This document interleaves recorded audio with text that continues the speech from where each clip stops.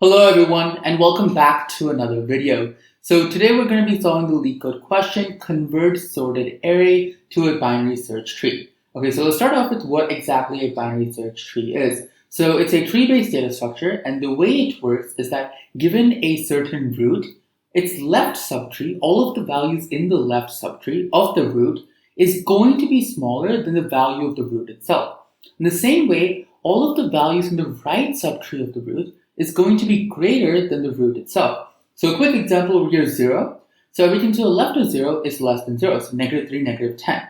The same way everything to the right of 0, 9 and 5 are greater than 0. Right? The same way you can also look at the number 9 itself. So at 9 over here, the value to the left of it is 5, which is less than 9. So keeping this in mind, we're going to be given a sorted array, and we want to convert it to a binary search tree. Now, one small thing over here is that we can take anything as the root. So we could take -10 as the root, and we would still have a valid binary search tree. But over here, they want a height-balanced binary search tree. And what that means is that the depth of the two subtrees of every node never differs more than 1. Okay? So for example, over here, both subtrees, so the left subtree has a length of 2, and so does the right subtree. So how exactly do we get a binary search tree with equal lengths or almost equal lengths?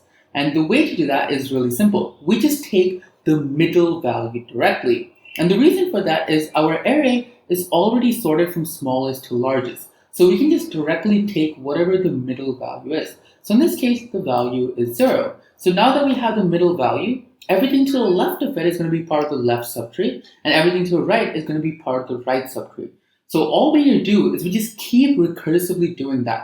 So now we get the middle of everything to the left, then we get the middle of that, and so on and so forth. So let me just show you a quick example, and then we'll write the code for this. Okay, so let's just say we're given this array, and it is sorted, and it has, so the values are 1, 2, 3, 4, 5, 6, 7.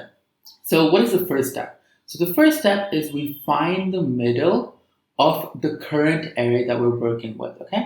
So how do we do that? So just for the ease of it, I'm just going to write the index values as well. All right, so everything in green is the index value. So the middle is going to be, in this case, 0 and 6. So 0 plus 6 divided by 2, which is, well, 3. So the third index is our middle. So what that tells us is that the 4 is going to be the root node.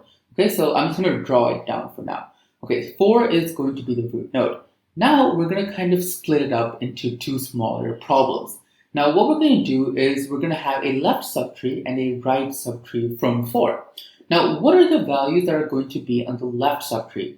So the way we get this is everything to the left of the 4, since it is smaller, is going to be part of the left subtree. So over here, the numbers we're working with are just going to be 1, 2, and 3. And on the right subtree, it's going to be all the values to the right of 4, since those values are greater than it. So that would be 5, 6, and 7.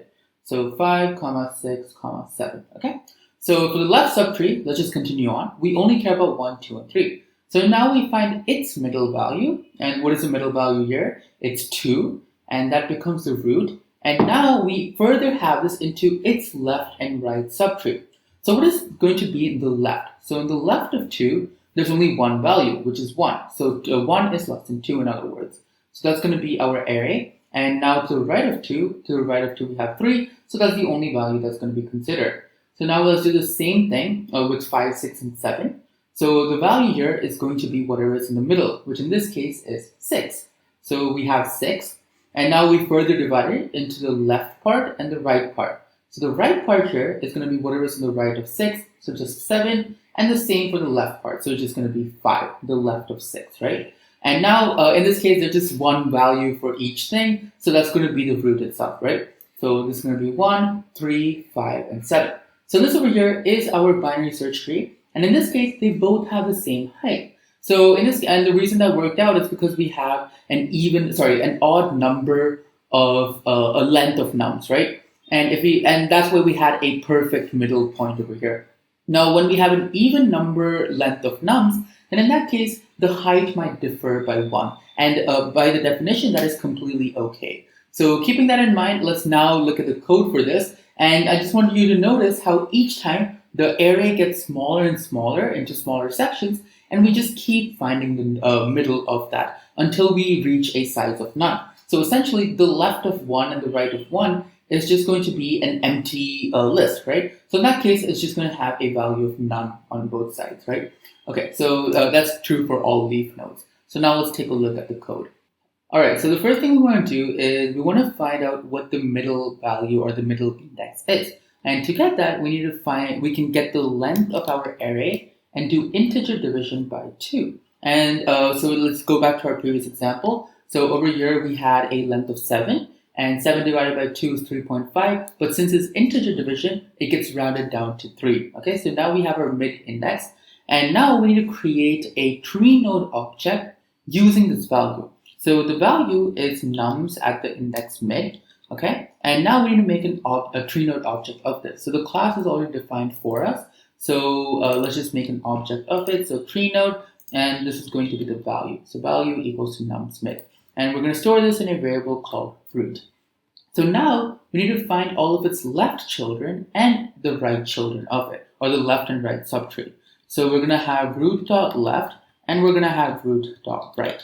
So what exactly are we doing over here? So at each time, we find the middle each time, and we assign it as the root and find its left and right. So we keep doing this recursively. So, but over here, the values that we're actually considering is going to change. So in the beginning, we considered all of nums.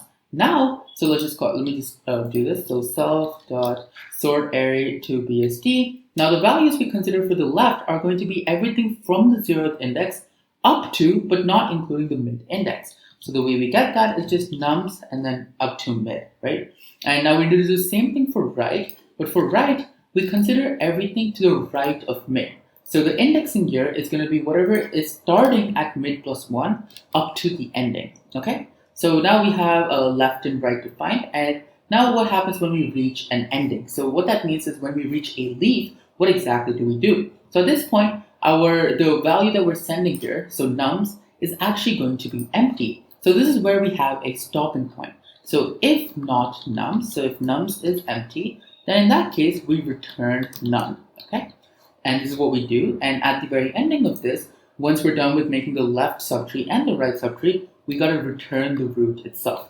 Okay, so now let's submit the solution. Okay, sorry, so I made a small mistake over here. This is supposed to be length of nums, not length of array. So yeah, okay, so submit this.